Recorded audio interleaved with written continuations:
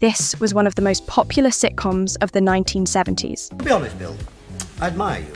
Why? What have I done? Well, you've done something with it. It pulled in millions of viewers, it ran for years, and it even spawned a feature film. I ain't so sure I want to get to know them, eh? Well, we knew it wasn't going to be easy. And yet today, it's one of the most infamous shows in British television history, because Love Thy Neighbour is a sitcom that could never, absolutely never be made today. So, was it a clever satire on racism, or was it just a string of offensive jokes that turned prejudice into primetime entertainment? Let's find out. You're taking the mickey out of me.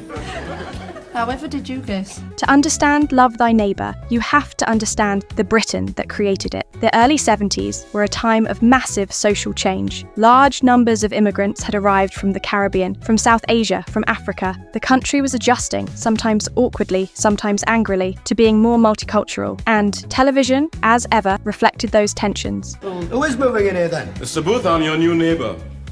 Love to know. This was the era of class comedies like On the Buses, camp humour in Are You Being Served, and bawdy sex farces at the cinema. British comedy was brash, cheeky, and very, very unfiltered. It was into this world that Thames Television launched Love Thy Neighbour in 1972. They must be in. The furniture van's arrived. I only just nicked that hydrangea in time. The setup was simple. Eddie Booth, played by Jack Smethurst, was a white, working-class socialist living in suburban London. Get my coat and go next door. What for? Well, welcome our new neighbours. His comfortable life was disrupted when Bill Reynolds, played by Rudolph Walker, moved in next door. Pleased to meet you, Joan. We've met. The problem? Bill was black, and the entire comedy revolved around Eddie's prejudices, Bill's sharp retorts, As a matter of fact, I'm going to pick up some poison arrows for my blowpipe. and the endless trading of insults across their garden fence. Too sensitive, you. That's your trouble. Who am I? On paper, it might sound like a sharp satire on racism. In practice, it meant that every single episode was packed with racial slurs, stereotypes, and name-calling, all played for laughs in front of a roaring studio audience. They've got some nice stuff here, Eddie. Oh, it's not bad. Bit flashy, though. Here's the thing. Audiences loved it. At its peak, the show was pulling in over 15 million viewers. That made it one of the most watched sitcoms in Britain. Tunnel your way through? No, I wasn't. Look, would you mind making less noise? I like a bit of peace and quiet when I come home from work. Why? Well, part of it was the chemistry. Smethurst and Walker were genuinely funny together. Hurry up, Bill. We'll be late for the union meeting. And then we're going to the union meeting. Eddie was an ignorant loudmouth, constantly getting himself worked up. It's British. We gave fish and chips to the world. Bill was the cooler head, always ready with a devastating comeback. Oh, blood brother! The intended joke was clear. Eddie was the fool. He was the butt of the joke, not Bill. Got a good British stomach. Yes, I can see it hanging out over your trousers. But here's the problem. Audiences don't always laugh for the reasons writers think they will. The last place we lived, they refused to serve me in the pub. That's nothing. They refused to serve Eddie and 3 of them round here. And plenty of viewers were laughing with Eddie, laughing at the insults themselves, not at the man delivering them. Yeah, so what are you going to do? I'll tell you what I'm going to do.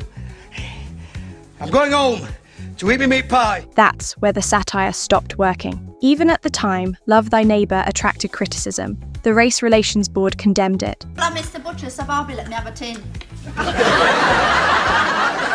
Community leaders complained it encouraged prejudice rather than challenging it, and many critics found it crude and mean-spirited, but ITV ran with it for 8 series. The ratings were too good. Hello, Barbie. Fancy you being here.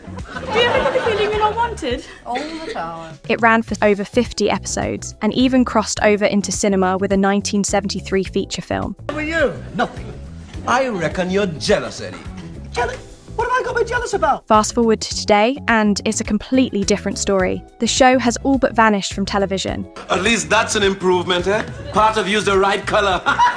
Unlike other vintage sitcoms that still get repeats, Dad's Army, Porridge, Fawlty Towers, Love Thy Neighbour is buried. We don't like loudmouth rabble-rousers, understand? Perfectly.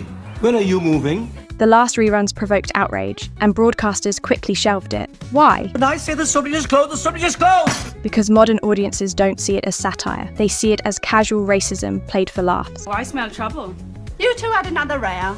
Let's just say we had a difference of opinion. Would it work today? Let's be blunt. No, Love Thy Neighbour would never get commissioned in 2025. No. No streaming service, no broadcaster, no channel would touch it. We can watch a big film on telly. Television comedy today is very different. Fabulous. Yes, you can still find edgy humour, but the climate is more sensitive. I have an unusually big head. Like Humpty Dumpty. Well, he's all head, really, isn't he? And audiences expect creators to punch up, not down. All right, we'll speak.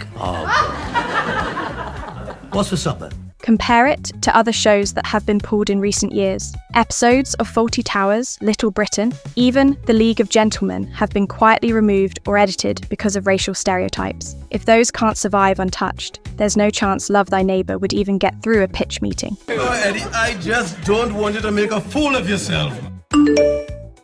So, what's the legacy of Love Thy Neighbour? For some, it's remembered with nostalgia. But if I was Sidney Poitier, he'd be all over me. If you were Sidney Poitier, I'd be all over you. The kind of show their parents laughed at in the living room. For others, it's the prime example of how British comedy once treated racism as light entertainment. Forget the black. How about maroon and blue? Maroon and blue? Yeah, West Ham United's colours. The cast themselves went on to long careers. Jack Smethurst continued acting in television and theatre. What's upset you, love? Rudolph Walker, who played Bill, became a beloved figure in British TV and is now best known as Patrick Truman in EastEnders. But the show they made together is now a relic, a time capsule of the 70s You got to get up early to put one across Eddie Booth, you know. Thank you, Bill. that's more likely to be studied than celebrated. And what about industrial relations? While you are on strike, there will be no relations in this house. So here's the question. Was Love Thy Neighbour a satire that tried, and maybe failed, to expose racism? You won't be like that about it. I'm trying to have a serious discussion. You could have fooled me. Or was it just offensive, even in its own time? Millions of people laughed at it in the 70s. Just building a little bridge of my own. Yes, we'll leave the bridge building to me. But today, it's almost unwatchable. Maybe that tells us less about the show itself, Go on, you're the only person who could have taken it. I never touched any air ticket. and more about how much Britain has changed. But what do you think? Should sitcoms like Love Thy Neighbour still be shown uncensored as part of our television history? I wouldn't bet on that. Hello, love. Or should they stay in the archives, remembered as products of their time? Never let it be said that Eddie Booth is unfair. Let me know in the comments. I don't understand you, Eddie Booth. For years you've been shooting off your mouth about socialism. And if you enjoyed this dive into vintage British comedy, We're going to carry it in. Our hands. No, I thought of using your mouth.